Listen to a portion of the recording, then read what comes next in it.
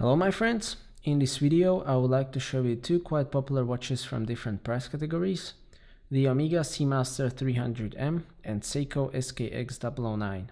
Since the Omega costs roughly 15 to 20 times as much as the Seiko, depending on where are you buying, this is not going to be a regular comparison, but instead it will be more of a philosophical comparison, and I will also tell you why I like both, and I would also like to show you some nice 4K shots of these handsome watches. So let's take a look. So I have bought this Omega in July of 2015. It was my dream watch ever since I saw Pierce Brosnan as James Bond cutting the train floor with laser equipped in his Seamaster. And I bought the Seiko SKX009 a month ago out of curiosity, and I am very impressed with how much value this watch offers. These are both diving watches. Omega is 300 meters water resistant. Seiko is 200 meter water resistant, but that makes no difference for me. Both have all of proper diving watch characteristics: the screw down crown, unidirectional diver's bezel, legible dial, lume on the hands and indices, screw down case back, and so on. Omega also has a helium escape valve, which is more of a styling feature for most of the people who wear it. But it is there and it is a cool signature feature of Omega diving watches, in my opinion. And now let's take a look at what sets these watches apart and why are some people willing to pay 15 to 20 times the price of Seiko for Omega. And there will always be mixed opinions about this topic. There will be people saying that it makes no sense to pay such price for Omega, and that Seiko does exactly the same job for a small fraction of the price.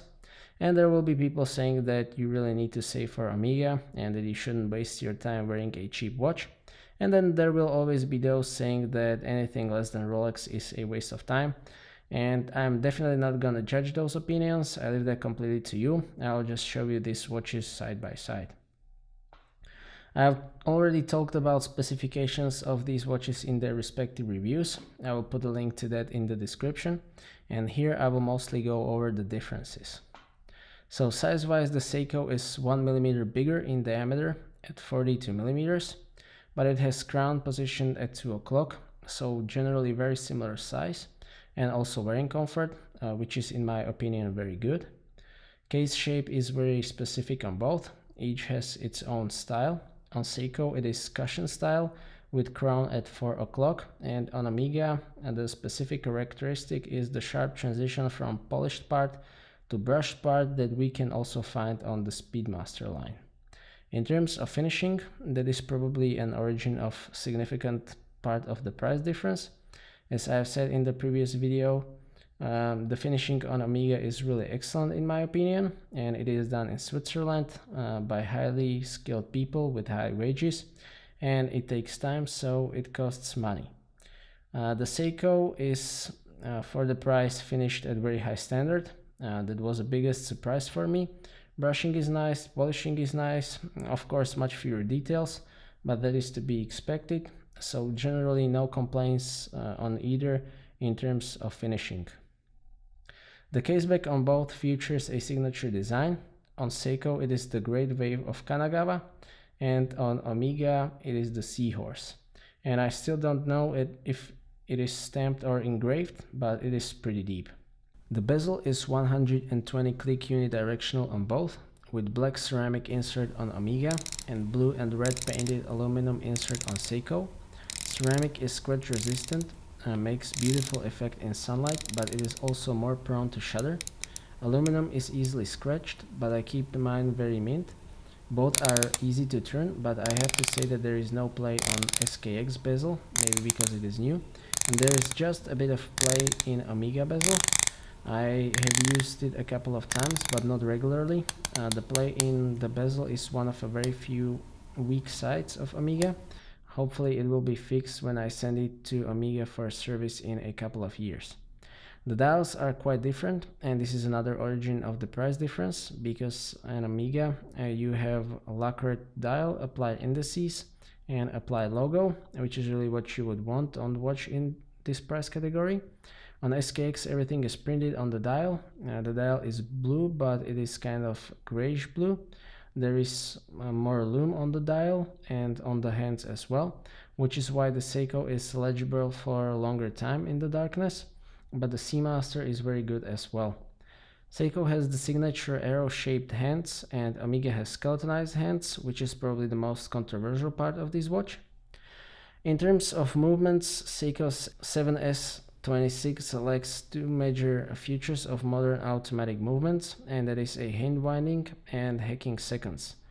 But it makes up for it with durability and reliability, and the design of 7S26 is actually very clever. 40 hours of power reserve. If you would like to know more about the movement, please watch my SKX009 review. The accuracy is not the strength of this movement. It was spot on for a couple of days in this watch, then it was making minus 17 seconds a day, and now it makes minus 5 seconds, so hopefully it will get closer to zero. Movement in Omega is 2500 D revision based on ETA 2892-A2 with Omega's own coaxial escapement. Extremely accurate in this watch, very close to 0 seconds a day. I have measured more of 50 hours of power reserve, and it is also COSC certified, and well, it makes for another part of a price difference. And finally, the bracelets. If you have good eyes and you know these watches, you have probably noticed that none of these bracelets is completely stock. SKX is on Strapcode Super Jubilee bracelet, and on Omega I have installed micro adjusting clasp from Omega Seamaster 300. I have done a separate review of Strapcode Super Jubilee, also in the description. I'm generally very happy with this bracelet. It matches the solidness of the rest of the watch, and it makes it feel like a complete product. On Omega we have typical 5-link bracelet. Quality and finishing is on par with the rest of the watch. It feels very solid, but the links are short, so it wraps around wrist nicely. The old clasp didn't have any micro adjustment possibilities at all, so I fixed that with this clasp, and I definitely do recommend this clasp, but ironically this clasp costs from $130 to say $170 depending on where are you buying it, and for that money you can almost buy an whole SKX, so there is that perspective as well.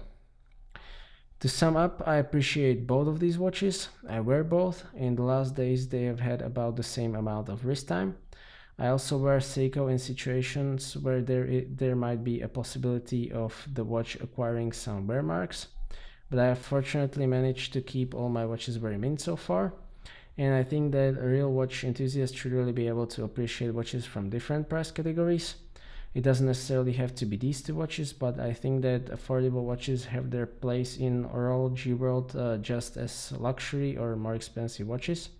And Seiko, in my opinion, offers a great value, loads of character, and it is probably the cheapest way to get really iconic legendary watch, maybe together with Swatch System 51. And the Omega, of course, can't match the value, because this indeed is industry when you have to double your budget to get 10% better watch. But in terms of luxury watches, of course, if we consider this Omega Seamaster to be a luxury watch, because that is a relative term, it also provides a good value. You have all of the features, you have the finishing, half in-house movement, certified, so no complaints there as well. So I really like to wear and review these watches. I hope that you liked this review or comparison. Thank you for watching. I appreciate it a lot. If you are a watch enthusiast in general, please consider subscribing. There's a lot more coming up in near future. I appreciate your feedback in form of thumbs up or thumbs down. If you would like to ask anything or share your opinion, please do so in the comment section, and see you next time.